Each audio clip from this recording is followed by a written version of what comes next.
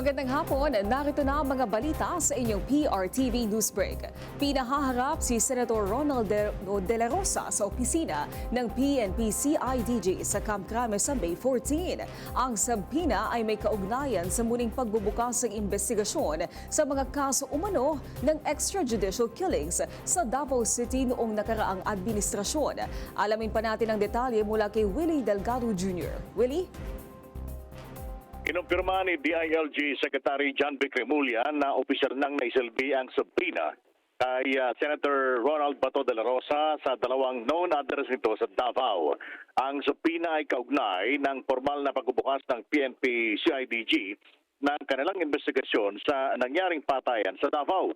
Ito'y mga panahon na si De La Rosa pa ang Chief of Police ng Davao at naging pinuno din ng Regional Intelligence Group sa Region 11. Ayon kay DILG Secretary John Vic Remulla, sa mga panahong ito ng pamumuno ni Senator Bato, tumaas ang bilang ng pinaniniwalaang biktima ng EJK.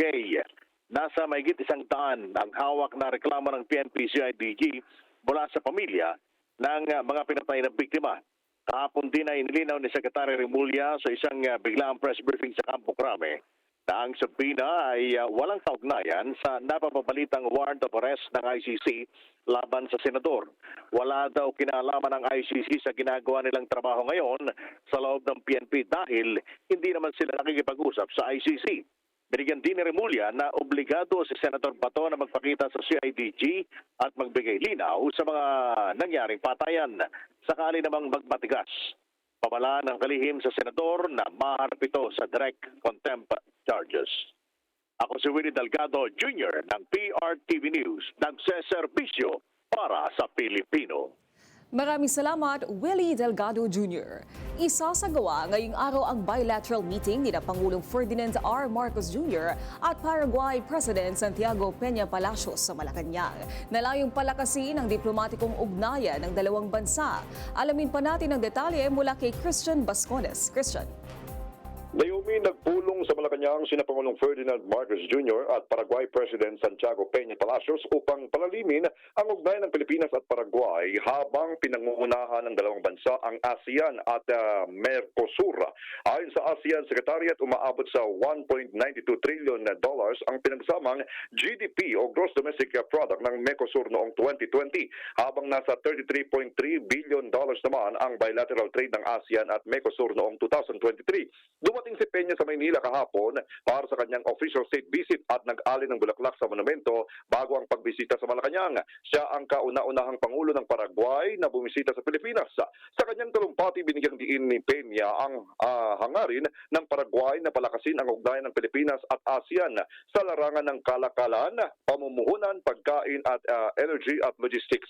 Ikinatuwa rin ng Paraguayan President ang pagpapahayag o pagpayag ng Pilipinas na mag-angkat ng karne ng baka mula sa Paraguay at inilarawan ang Pilipinas bilang mahalagang gateway sa Southeast Asia. Dinagdaan din ng Pilipinas at Paraguay ang isang Memorandum of Understanding para sa diplomatic training at kasunduan para sa visa-free entry ng mga may hawak ng ordinary passports upang mapadali ang negosyo, turismo at people-to-people exchanges ng dalawang bansa. Sa ilang saglit mamaya, isasagawa ang state banquet bilang pagpupugay sa Pangulo ng Paraguay sa Malacanang. At yan na ang latest mula sa Palasyo. Ako si Christian Bascones ng PRTV News. Nagseserbisyo para sa Pilipino. Maraming salamat, Christian Bascones. Kasunod ng tuluyang pag-apula ng apoy sa Navotas Sanitary Landfill, nagsagawa ng final inspection ng DPWH doon. Sa detalye, alamin natin mula kay Lestor Aler. Lestor? Naomi, matapos ideklarang fire out ang sunog sa Navotas Sanitary Landfill, muling ininspeksyon ito ng Department of Public Works and Highways sa pangunguna ni Secretary Vince Dizon kaninang umaga. Kasama ni Dizon sa isinagawang inspeksyon sina DENR Acting Secretary Mitch Cuna, DOTR Secretary Giovanni Lopez, MMDA General Manager Nicolas Torre III, Navotas Mayor John Ray Tiangco, Japanese Ambassador to the Philippines Endo Kozaya at San Miguel Corporation President at CEO Ramon Anga. Sa isinagawang inspeksyon, kapansin-pansin ng patuloy na paglalatag ng mga lupa sa naturang landfill. Ayon kay Secretary Dizon, mahalaga ang maayos na paglalatag ng lupa at pag-maintain nito upang hindi na muling sumiklab ang sunog sa landfill. Ayon naman kay DENR Acting Secretary Cuna, nakapag-issue na sila ng ilang mga notice para sa operator ng naturang landfill.